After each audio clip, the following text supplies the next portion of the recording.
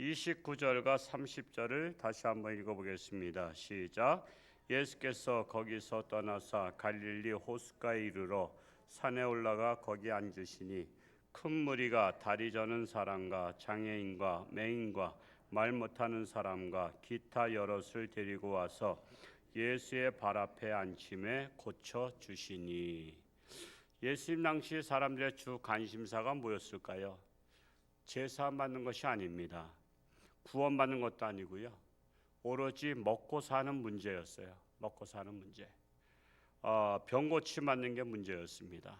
그래서 우리나라도 초기에는 선교사님들이 오셨을 때 구원 물품을 그 선교사 오신 나라 똑같죠. 우리 선교사가 우리한테 요청하면 우리가 물품을 보내주고 돈을 보내주듯이 선교사가 나간 곳에 그 본 교회에서 미국이나 영국이나 이런 데서 구원 물품을 보내준 겁니다.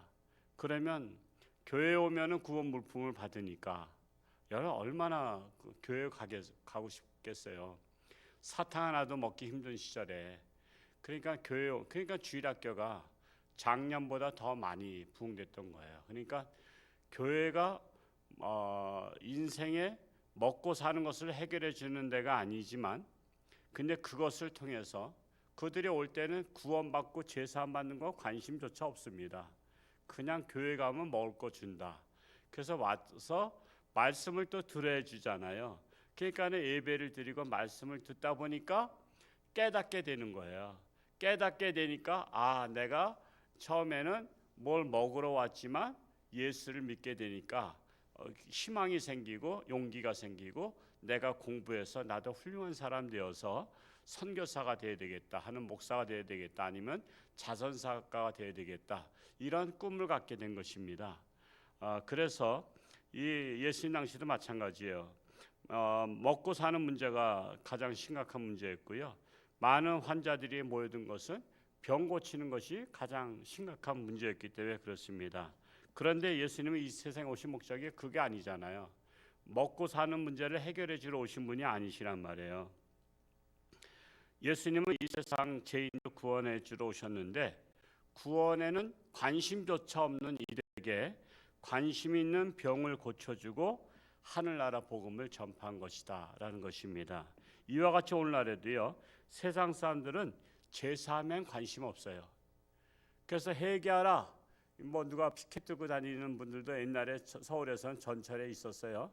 회개하라, 불신 지옥 이런 것을 들고 다니기도 하면 그 사람 말 듣고서 내가 회개해야 되는데 이런 생각 가질까요? 아니면 전 미친 사람이라 그럴까요?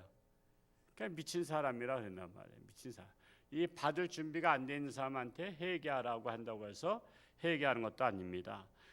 자신이 죄인이라고 생각하지도 않는데 회개할 게 뭐가 있어요? 자기는 교회 다니는 사람들보다 더 떳떳하게 산다고 생각하는데 맨 교회 다니는 사람들은 죄 짓고 더 해요. 그게 또 아닌 게 아니라 또 통계적으로 보면 교도소에는 기독교인이 제일 많대요. 집사가 제일 많대요. 교도소에. 그러니까 이게 문제가 심각한 거예요. 아니 지들이나 예수 똑바로 믿지. 나는 예수 안 믿어도 죄 안 짓고 교도소 안 가는데 왜 저들은 다 예수 믿다가 집사라 그러면서 다 교도소 오냐 말이야. 그러니까는 도리어 더 거부감이 나는 거예요. 그래서 회개하라고 천국에 가까웠다 전도하면은 생뚱맞게 되는 거예요. 요즘에 신천지도 회개하라 천국 가까웠다고 전도하는가요? 그렇지 않죠. 다른 걸 통해서 한단 말이에요. 그러므로 이 세상 사람들이 필요로 하는 욕구부터 채워주는 것이 중요하다. 오늘날 그러면 이 세상 사람들이 갈급해하고 있는 욕구가 뭐죠? 오늘날 갈급해하고 있는 욕구는 이제는 애로움과 소외됨, 그리고 인생의 절망, 또 가정의 어려움, 가정의 문제들이 엄청 심각한 가정들이 많잖아요. 물론 밖에 나와서는 태연자약하지만, 근데 다 들춰보면은 가정마다 지금 파괴되기 일보 직전에 있는 가정들이 엄청 많습니다. 그리고 자녀들이 앞날에 대한 절망. 지금 중국이 이제 중국은 99%의 대학생들이 갈 자리가 없어요. 지금 그 절망입니다. 절망. 중국의 아파트는 1억 채가 지금 비어 있다래요. 우리나라를 보고서는 돈 벌었거든요. 그러니까 중국도 투기. 우리나라도 일본 보고 돈 벌었고요. 중국은 우리나라 보고 돈 벌었어요. 아파트 하나 사서 하면은 돈을 막 벌거든. 그래서는 아파트를 엄청 졌는데 지금 그게 거품이에요, 거품. 그래서 1억 채가 빈집이요. 근데 우리나라도 아파트 하나만 샀다가 팔면은 돈 벌었잖아요. 이제는 아파트가 엄청 빕니다. 특히 서울 거는 괜찮지만 서울은 괜찮아요. 그런데 이 신도시라고 하는 주변 도시 1시간권 내에 있는 아파트들은요, 이제는 엄청 많이 빕니다. 이제 한번 사면 팔지 못합니다. 거기를 가서 살 일이 없거든요. 그래서 하여튼 여러분 목사 몰래 어디 아파트 사놓으셨으면 빨리빨리 처분하시기 바랍니다. 나중에 못 팔아요. 그러니까 못 팔면 어떻게 해? 아들한테 너 거기 가서 살아. 내가 왜 거기 가서 살아요? 불편하게. 직장이 거기 그쪽이 아닌데 거기 집 살면서 뭐하러 고생할 일이 있어요. 그러니까 이제 아파트 전세도 안 나갑니다. 이제 안 됩니다. 그러면은 이제 다 그냥 빈집으로 남아 있는 거야. 여러분 이렇게 되고 뿐만 아니라 지금 이제 AI 로봇 시대가 되잖아요. 이제 사람 필요 없습니다. 필요 없어요. 로봇 의사가 더 정확하게 실수하지 않아요. 사람은 실수하는데. AI 로봇 지금 가천대학병원에 있잖아요. 지금 가천대병원에 그거 있는 바람에 지금 그 병원이 떴어요. 그 AI 로봇가 엄청 비싼 겁니다. 그런 거 있으면 정확하게 수술하니까 이제는 사람이 필요 없어요. 웬만한 거 로봇가 다 해요. 그러니까 지금 대학 나와도 아무 소용없어요, 솔직히. 그래서 어느 분은 그러잖아요. 차라리 대학 보내지 말고 그냥 학원 보내는 돈들을 매달 50만 원씩 그 자녀를 위해서 투자하라 이거야. 적금을 들어주라 이거야. 그러면요 사업 자금이 돼요. 사업 자금 돼요. 예를 들어 초등학교 때부터 학원 지금 알고 봤더니 초등학교 전에 유치원 때부터 학원을 3군데 평균 다닌다래요. 3군데 평균 다닌 것이 50에서 100만 원 들어요. 그 돈을 갖다가 적금을 들어서 그 애가 고등학교까지 졸업하면 창업 자금이 된단 말이에요. 창업 자금이. 근데 대학을 나오면 갈 데는 없어요, 솔직히. 지금 없습니다. 우리나라에는 없어요, 이제. 다 모든 거. 하다못해 식당도요. 우리 무슨 기계가 왔다 갔다 하잖아요. 반찬 나누고. 번호 누르면 오잖아요. 그리고 또 뭐 이렇게 딱 갖다 주고. 왜? 사람 인건비가 비싸니까. 이제 모든 로봇가 다 버립니다. 그러니까 인건비 올라가니까 사람들이 이제 사람을 안 쓰는 거예요. 그냥 인건비 올라간다고 좋은 게 아니에요. 사람이 필요 없는 시대를 만들어 가고 있는 거예요. 인건비 올라가는 게 결국. 그러니까 사람 쓰면은 그 사람 월급 주면 아무것도 없으니까. 그러니까 절망입니다. 그러니까 요즘 학생들이 절망한 거예요. 앞으로 살아갈 길 생각해보니까 솔직히 애들은 알아요 지금. 근데 어쩔 수 없이 그 틀 속에서 남들 학원 가니까 안 가면 또 자기가 소외된 것 같고, 학교 안 가면 자기가 소외된 것 같고, 시험 안 보면 자기가 소외된 것 같고, 그래서 어쩔 수 없이 그냥 흘러 가는데 그 목적지에는 희망이 없단 말이에요.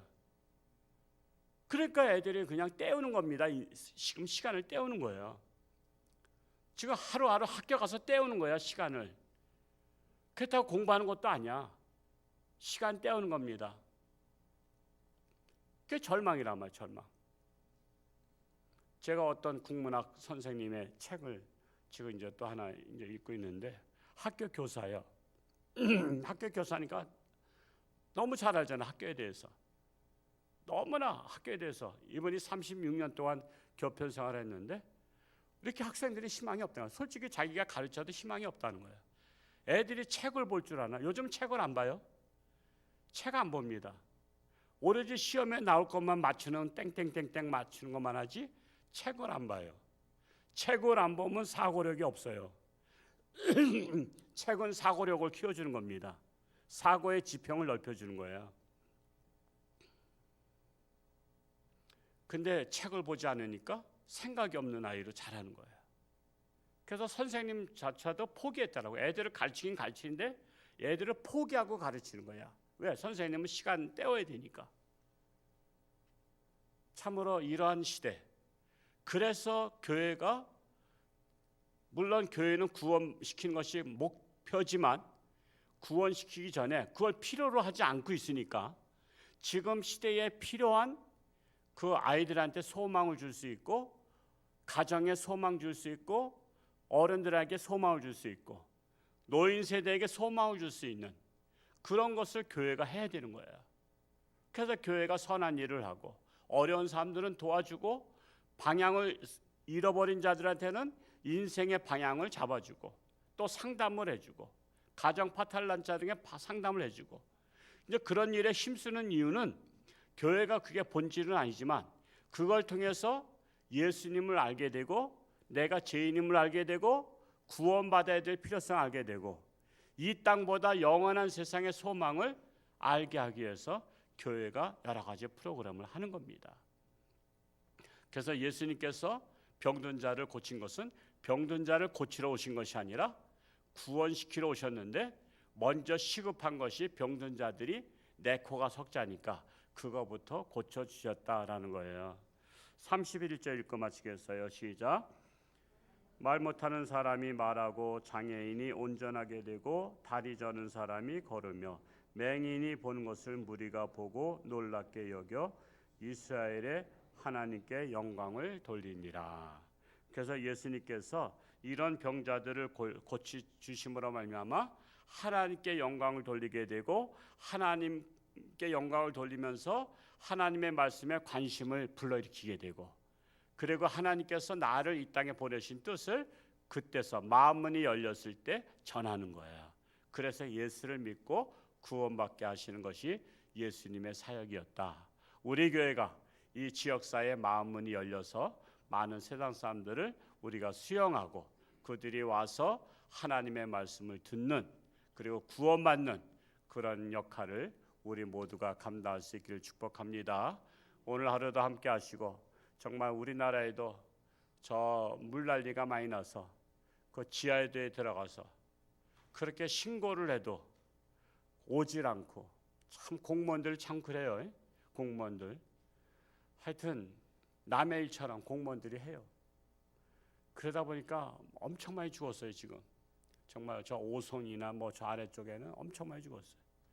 그래서 정말 이런 일들이 정말 인권을 존중하는, 그리고 자기 맡은 일에 사명을 다하는 우리나라 정치인들과 공직자들이 될 수 있도록 기도하시고, 정말 하나님 우리나라가 올바른 나라 되게 해달라고 기도하다가 돌아갈 수 있기를 축복합니다.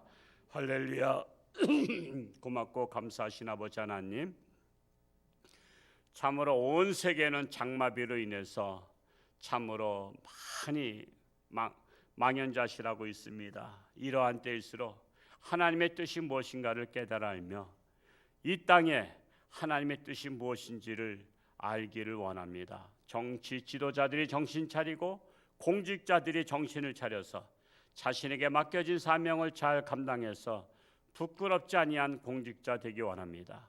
이럴 때일수록 교회는 세상의 빛과 소금이 되고 세상에 희망을 주는 교회가 되어서 정말 세상에 어둠 속에 있는, 암흑 속에 있는, 갈 길을 찾지 못하고 있는 방황하는 자들에게 우리는 빛으로 그들을 인도하기 원합니다. 그리하여 이 땅에 소망이 있는 한국교회가 되기를 원합니다.